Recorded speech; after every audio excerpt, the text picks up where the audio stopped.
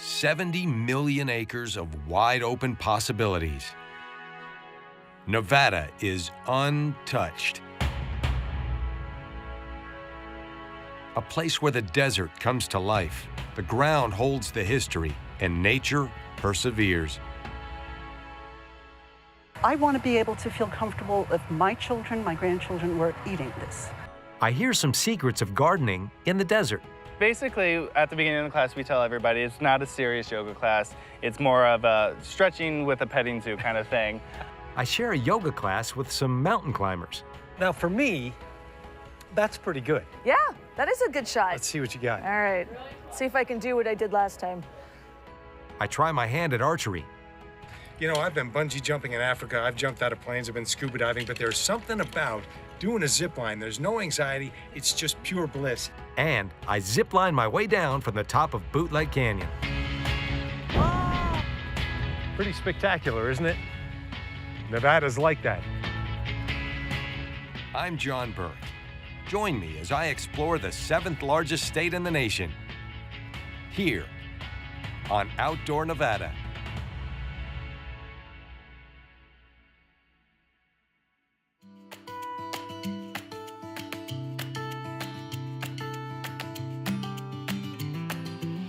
Picture the Nevada landscape.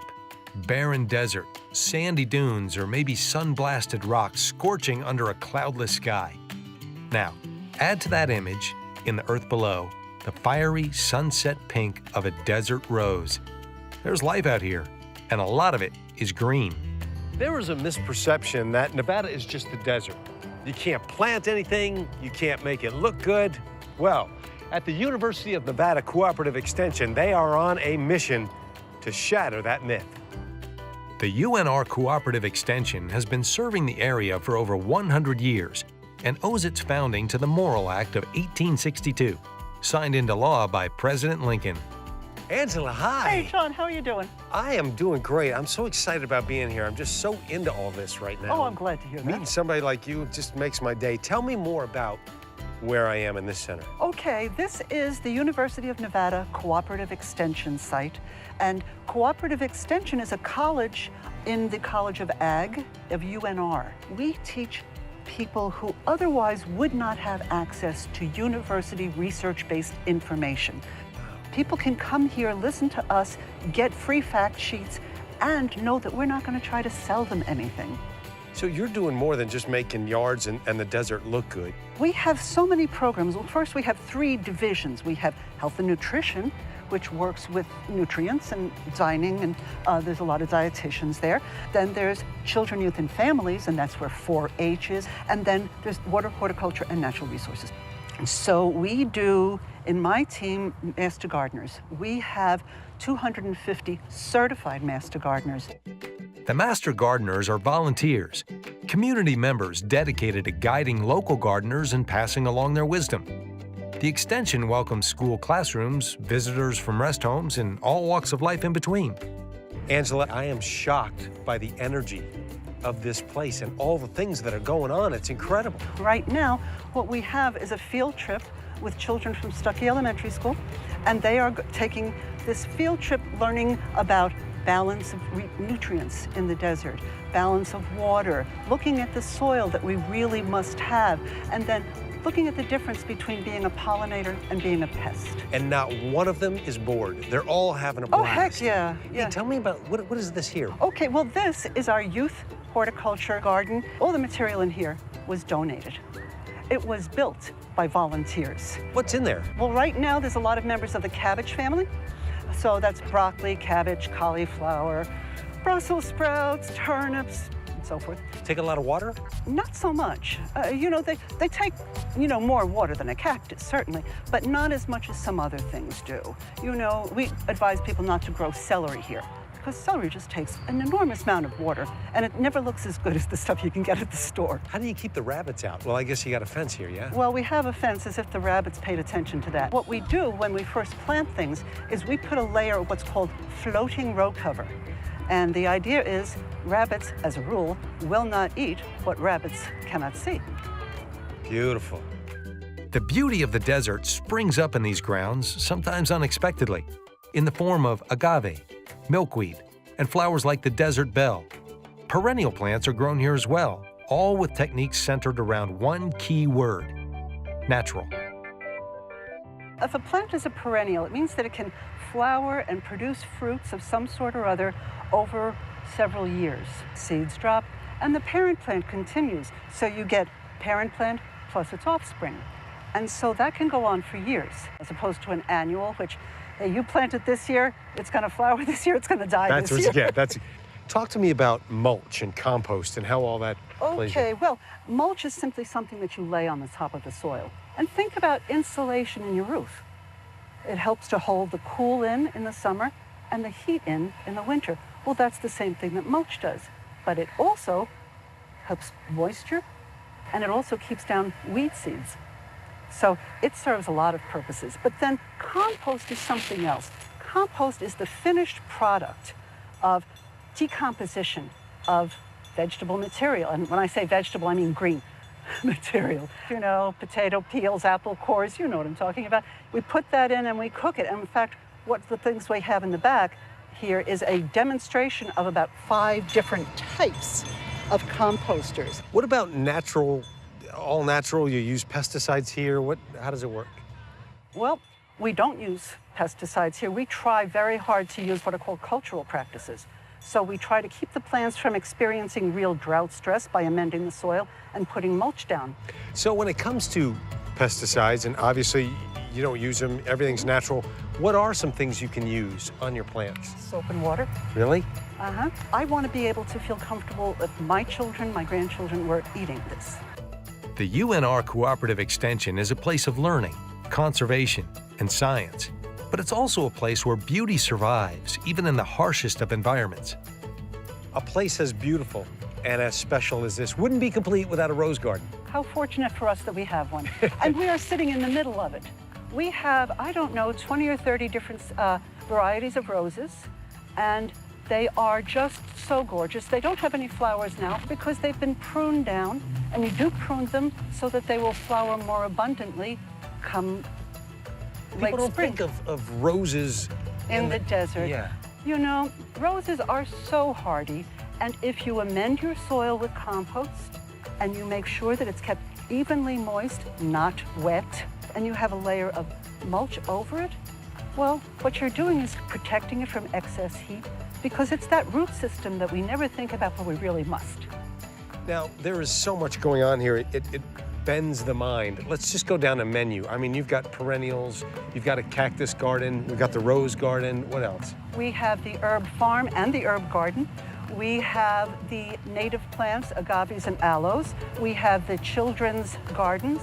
We have a large palm demonstration area with many, many, many different kinds of palms. We have a couple of mini orchards. I leave the Cooperative Extension with a sense of the higher purpose of the hands that work the soil here. With painstaking care, they've cultivated not only exquisite gardens, but a thriving community, both of which are sure to remain evergreen.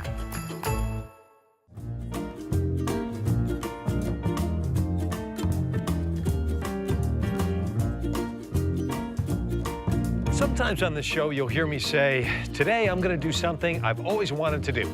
Well, today I'm going to do something I haven't never dreamed of doing, goat yoga. I don't know, but it's sweeping the nation.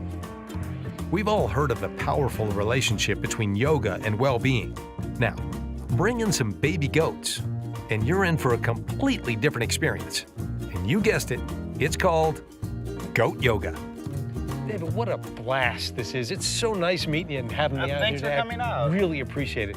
Tell me how this whole thing happened. Goats and yoga, who would have figured? It all started in a farm in Oregon, and basically they're like, we want to take exercise and Mother Nature and just put it together, and it just kind of became a thing.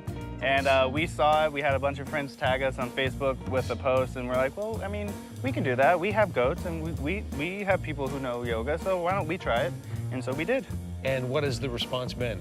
Amazing. Amazing. We literally thought it was only going to last a couple of weeks, you know, just like all the other things, just kind of have its moment, have its 15 minutes, and then kind of fade. But then, you know, a year later, it's still going strong. We are selling out each class. Back in 2016, Lainey Morse found herself being comforted by the goats on her farm in Oregon. They would always bring her a smile, despite her worst days. Lainey then decided that she and her goats could help others to feel better and heal. We're gonna come to a comfortable seated position, grounding down through all four corners of the hips and knees. Let's go ahead and close the eyes. And on an inhalation, reach the arms up, slide the shoulder blades down the back. We're just gonna center in here. And as you exhale, go ahead and spread out through the arms, relax the shoulders. Inhale, float the arm up. And exhale down. Go play. Inhale, left arm. Exhale, reach over. Inhale, float the arm up. And exhale down. There's a silliness to this. Yep. That doesn't mean it's not yoga, though. No, it's basically, at the beginning of the class, we tell everybody it's not a serious yoga class. It's more of a stretching with a petting zoo kind of thing. But, you know, it's a way for people who aren't really into exercising, kind of transition into it. We also say it's kind of the best yoga class you'll ever take because it's, you know, different than everything else. You just nailed it. Oh, You just said it. It is different than everything else, and it's probably the best. No, it is the best yoga class I've ever taken because I've taken them before where you walk out and you're kind of pensive and thoughtful and centered, but this is, everybody was just laughing. What we're gonna do is we're gonna go into our tabletop position. So watch first, and then we'll come around with, David has the treats. Watch first, and then you guys can help each other take your pictures. So you're gonna spread the fingers nice and wide, ground down through all four corners. Oh my God. Ta-da! And they're over it. More important than stretching here is to get a social media-worthy photo with these adorable therapy animals. These goats are impossibly cute. Tell me about them and where they come from. So they come from a farm out by Lake Mead, and they are used for goat yoga and then other events as far as petting zoos. They go to school for educational programs. They go to nativity scenes and pumpkin patches during the holidays. So basically their job in life is just to be loved and cuddled all day. Now, the goats are not trained. They stay as playful as they come. At Goat Yoga Las Vegas, the kids are all named after pop stars. The lineup of today's class includes Brittany, Christina, and the youngest, Janet. Inhale, float arms up. Exhale, reach toward those left toes. Relax the top half of the body. Now take your attention to your left arm. You're gonna bring your left arm to the inside of your left thigh and extend out through your right arm, looking up at the hand.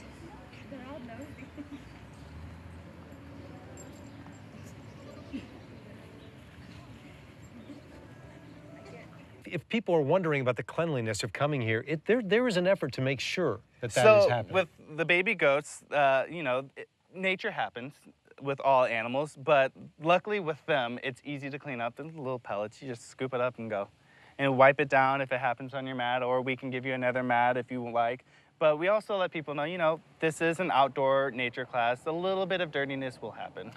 It's got to be satisfying to you to know that the people that came here today, I saw them, they were just giddy, that they're going to start their week off in that spirit. That must feel good to you. That is the best feeling. I mean, seeing everybody's smiles on their faces just makes my day better. Yeah. Whether, you know, I started it off rough, I'll end it with a smile on my face. Yeah, you can't stay grumpy in this place. No. I got to tell you, man, when I came here, I thought, goats and yoga, what is this? Is this some sort of trivial thing? But it isn't. There's something very big happening here, and it's called happiness, and it's done through nature and yoga, and it's genius. It's brilliant. Thank you. Thank you very much. Thanks I had a for great coming. time today. I'm glad. Anytime you interact with animals, it makes you present. It's like there's nothing else out there but this goat on your gut. A conventional yoga class will make you present, centered, and in peace. Add in the goats, and well, you walk out just a little bit more cheerful. Under the belly. Okay.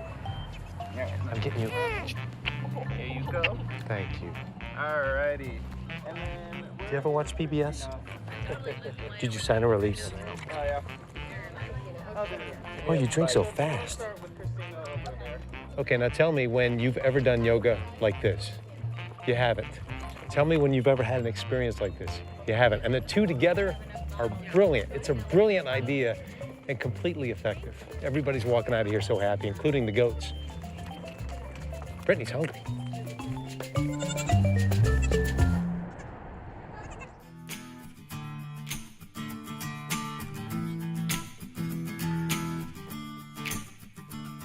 Powerful and reliable, the rifle is the weapon of choice for hunters and sportsmen, and last year I got to test my skill with one.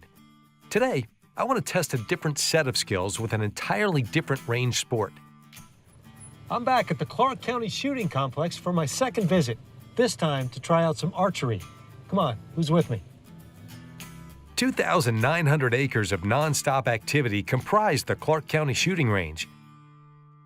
A quick stop at the rental area to pick up a bow, and I'm off to meet an expert to help transform me from John Burke into Robin of Locksley. Tara, thanks for meeting me out here. Thanks, I'm glad to be here. How'd you get into this? I've been doing this for about 5 years, and I attended a Women's in the Outdoor workshop probably about 6 or 7 years ago, and one of the segments of that workshop was archery. And I picked up one of those new high-tech bows and fell in love with it. What precisely do you love about it? It's peaceful. The ability to release some stress, work on some inner strength, and just have some fun. First of all, I need to ask you about the equipment. Can you tell me about the different levels? Okay.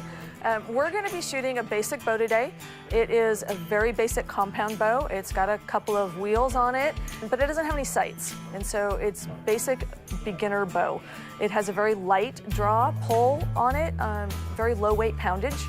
And from there you can move into a little more high-tech bows that have sights on them. And then there's the recurve bows, which are basic stick type bow. It's a single bar and a string. There's no wheels on it. And those are now high-tech composite materials as opposed to the old days when it was a stick. How far can the furthest one shoot an arrow? They can shoot over 200 yards. Wow, that's incredible. Yeah, not real accurate, but they can get there. Archery uses a certain muscular coordination in a way that's really foreign to me. Luckily, Tara says that archery is 90% concentration, and I have a very focused mind, so should be a cakewalk. Hey, no laughing out there. Now, what about breathing right now? You want to pull it back. You want to exhale as you shoot. How'd I You do? know? I think you're in the blue, straight up above. Now, for me, that's pretty good. Yeah, that is a good shot. Let's see what you got. All right, see if I can do what I did last time. A little You high. should do this for a living. How can I improve right now? How can you improve right now? Just focus, breathe, relax. There you go. Did you see that? I did. Did That was a great we get shot. that? We got that, right? We got the whole thing? Because you're not going to cut and say she did it. Did you see that? That was awesome. Come on. It was, yes. Now, see if you can split my arrow. Oh. Or do you want me to go out there with an apple? I can do that too.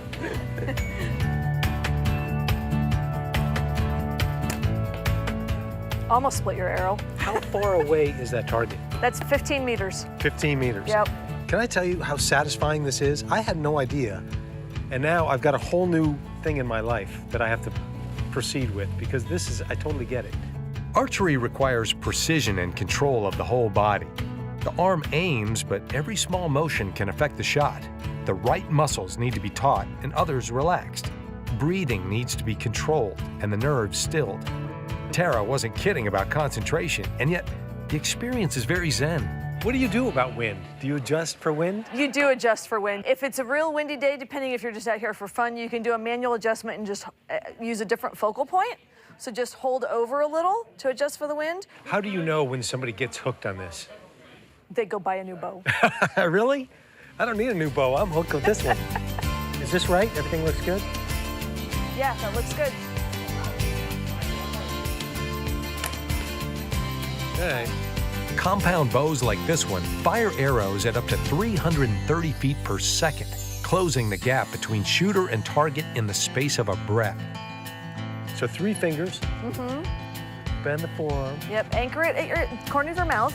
Like that? Yep, Oh, yeah. there you Yeah. I'm not going to do any better than that. I'm not going to do any better than that. Thank you so much for taking the time. You're welcome. Thank you. I had fun. I'm glad you had fun too.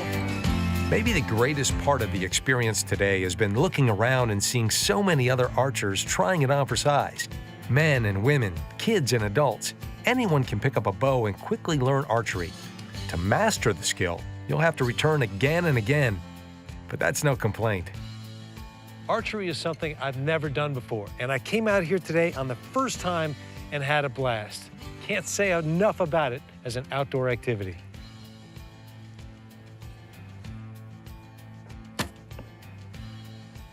And people ask me how I got this job.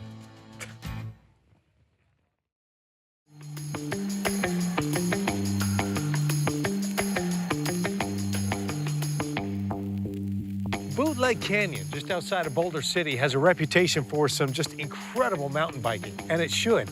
But there's something else here you ought to know about: world-class ziplining. To get from the top of that hill to the bottom, you got to take not one, not two, not three, but 4 epic trails, going at speeds of almost 60 miles an hour. Come on, it sounds like an invitation. At 2,651 feet above Boulder City, Bootleg Canyon is a famed destination for mountain bikers, but there is yet another way to fly down this canyon: ziplining. John, nice seeing you out here, How you buddy. doing today? Great, man. About to be doing a lot better. I got a good feeling. Let's start with Bootleg Canyon. How did it get its name? There's a story there. Yeah, well, Bootleg Canyon got its name from actually bootlegging alcohol back during the 1930s, during the Prohibition era, during the construction of the Hoover Dam out here, Boulder City. And yeah, they were setting up stills throughout this canyon. Wow, that's awesome. Now, flight lines, how long has that been here? We've been in operation since August of 2008, coming up on 10 years now. And give me the specifics on, there's 4 different runs? Yeah, we have 2 1,800-foot lines, a 2,500-foot line, and an 1,100-foot line, spanning 1.5 miles in total. And yeah, we get going speeds of up to 60 miles an hour, to 200+ feet off the ground. 1.5 miles of zip lines take you from the top to the bottom of the Red Mountains, and the thrill is off the hook. Give me the parameters of who does this, how old and how young. We have, youngest we've had is 7 years old, and the oldest is 92. So yeah, all age groups, it's fun for everyone. Yeah, no excuse not to do it, really. Exactly. Is there a handbrake, or how does it work? Yeah, it's hand-operating braking system, so you do need to brake yourself. It pulls a little rubber compound on top of the line, so you can adjust your speed. If you're not comfortable with how fast you're going, or if you just want to see how well the brakes work, you can do that at any time. Awesome. So what are we going to do? We're going to grab our stuff and go for a hike? Yeah, so we're going to get geared up, put our helmets on. We got some equipment, and we're going to be doing a little 15-minute hike up here to the top of the mountain, where our first run is going to be starting. Let's rock it, man. Let's go. All right, let's go. The first zip line sends me on a trip straight down. 1,852 feet separate me from my first landing pad.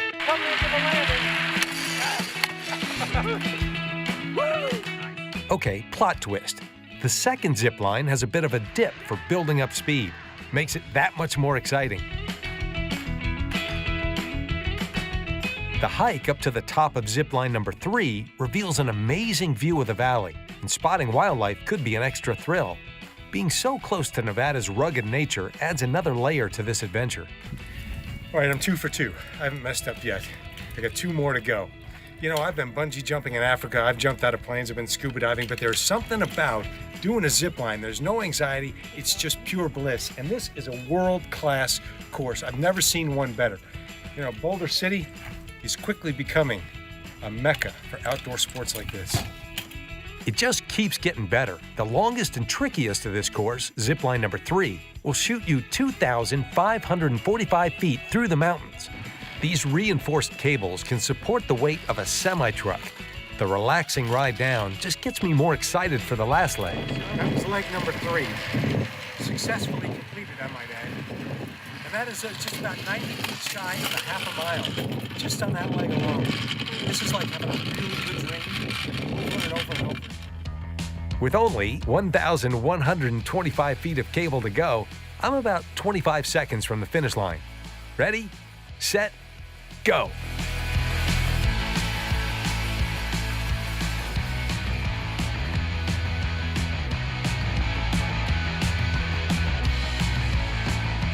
How many times a day do you get to do that? Oh, today was 3 times. 3 times today. Unbelievable. You know, I went down once, and I'm like exhilarated. I'm relaxed. You must be like a Zen master or something. Yeah, we definitely don't lack fun around here. So. And I've heard of this activity from a lot of people, especially the locals. They're like, you gotta try it. Put it on my bucket list, did that, and I gotta tell you, it didn't disappoint in the least. As a matter of fact, it blew me away. I had a great time. Awesome, that's what we like to hear. That's most important. Thanks for coming out there. You'll see me again. Of course. With all the things I've done in Nevada, I gotta say this one sits right there at the top of the list. It combines eye-popping landscape, raw nature, and the right amount of adrenaline.